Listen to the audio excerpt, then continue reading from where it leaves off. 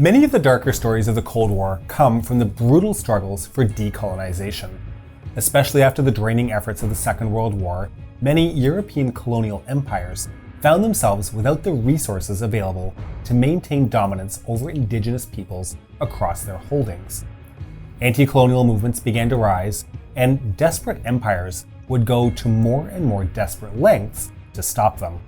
We've seen this in cases such as the Malay Emergency or the rise of Sukarno in Indonesia, which we've talked about on previous episodes.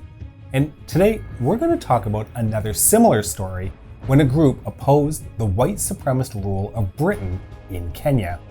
Today's topic is the Mau Mau Rebellion. I'm your host David, and this is The Cold War.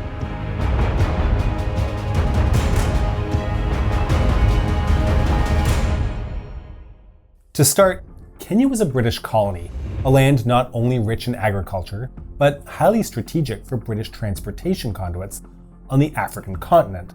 With British holdings in the African interior and a railroad to maintain, Kenya was of vital importance to British rule.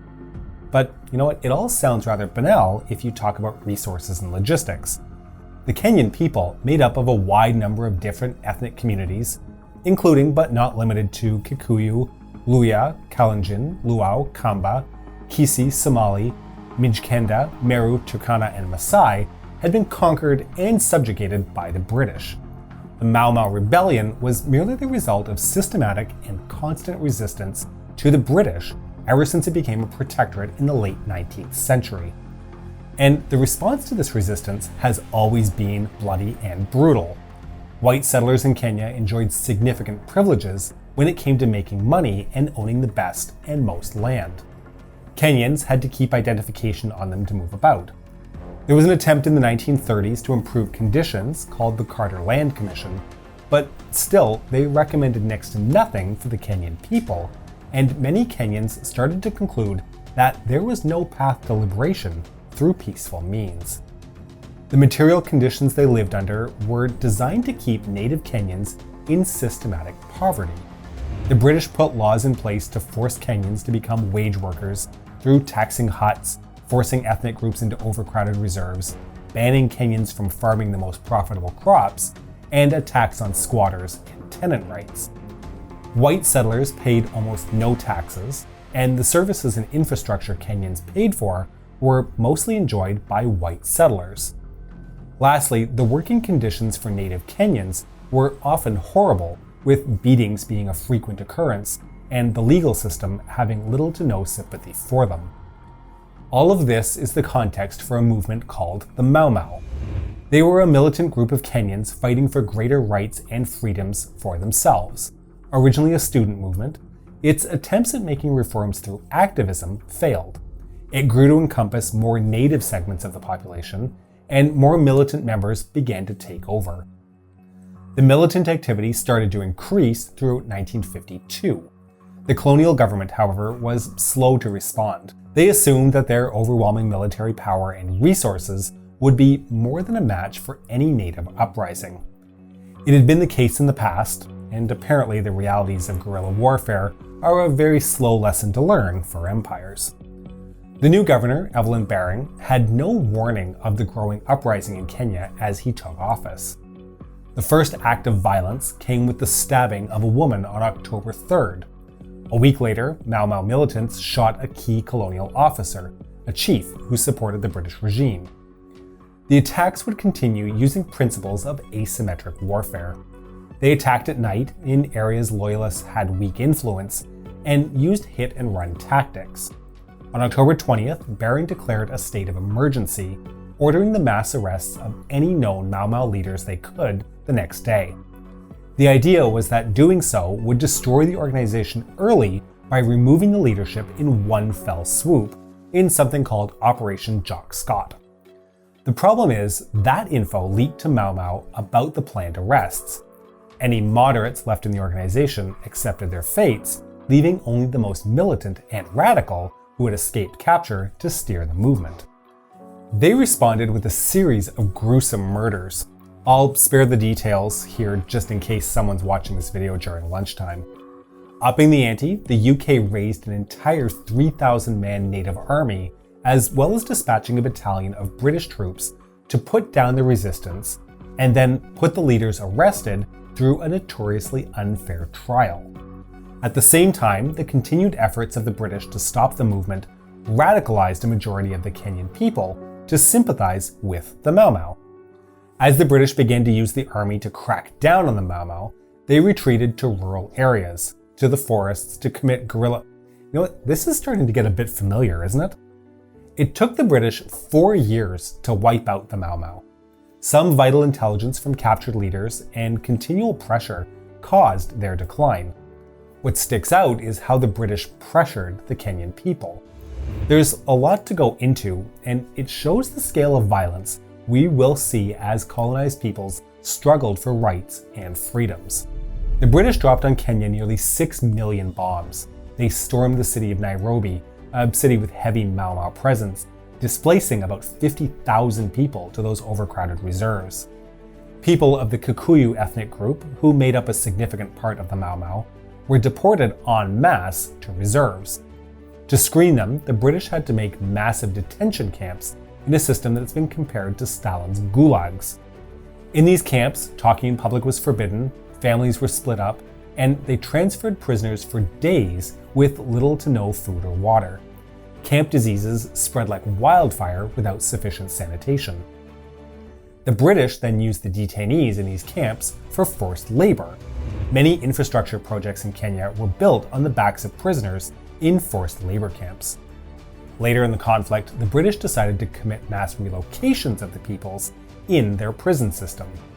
These villages were not unlike the ones rural Malaysian people had to live in during the emergency there.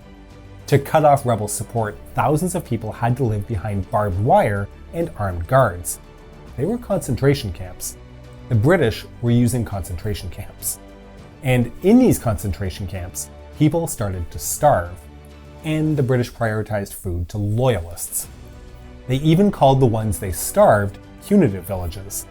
A shockingly high number of the 50,000 deaths which occurred during this whole conflict were children in these camps. Now, I haven't checked in a while, but this is some severe war crimes territory right here. Speaking of war crimes, it's a weird way to start a sentence. But let's look into the war crimes the British imposed on the Kenyan people. Civil liberties were suspended during the state of emergency. In those concentration camps, also a war crime, that targeted starvation was a form of collective punishment. Many were tortured and even sexually assaulted for information. Again, for those eating, I won't go into details, but suffice it to say, this was particularly grotesque.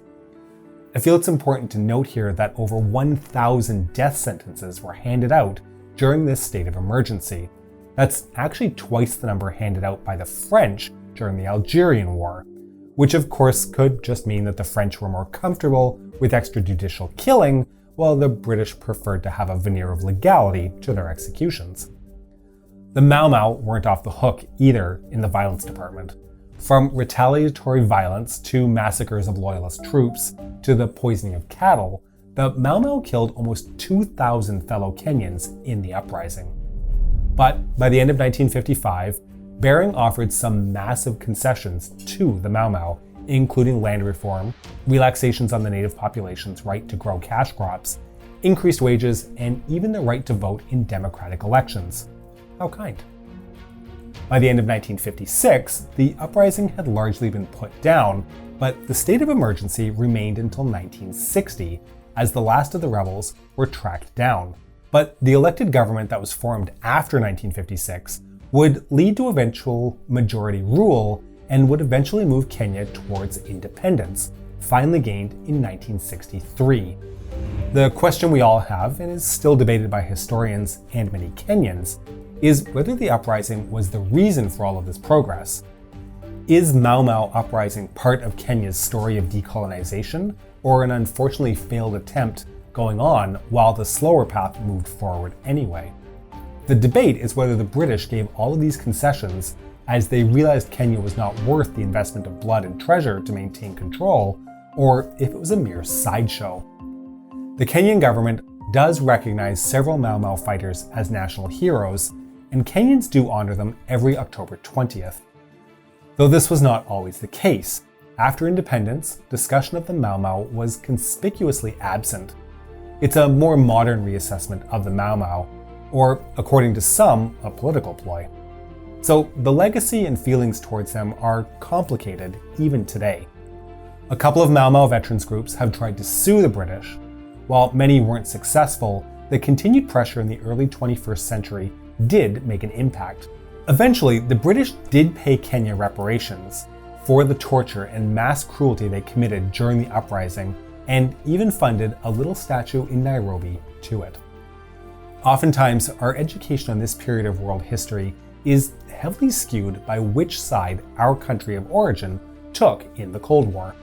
As we move forward on this channel, I want you to know that this was a conflict with no heroes and no villains, but a lot of cruelty and an overwhelming amount of injustice. The scars of colonization in Kenya are deep and remain to this day. When you look at the news, think about the layers of history which might underwrite the issues of our day. Now, some of you will have noticed that this is our first video on Sub-Saharan Africa. There will be many more to come over the life of this channel as we move into the bitter struggles of decolonization. Themes of social injustice, of freedom and oppression, and of horrific violence will run throughout. We're approaching a stage of the Cold War where direct conflict between the superpowers was becoming less likely, but highly destabilizing proxy wars were becoming the norm. We hope you've enjoyed today's video. Please make sure you're subscribed to our channel, and to make sure you don't miss future videos, press the bell button. We can be reached via email at thecoldwarchannel@gmail.com. We're also active on Facebook and Instagram at The Cold War TV. If you enjoy our work, consider supporting us via www.patreon.com/thecoldwar or via YouTube membership. This is The Cold War Channel, and don't forget, the trouble with the Cold War is that it doesn't take too long before it becomes heated.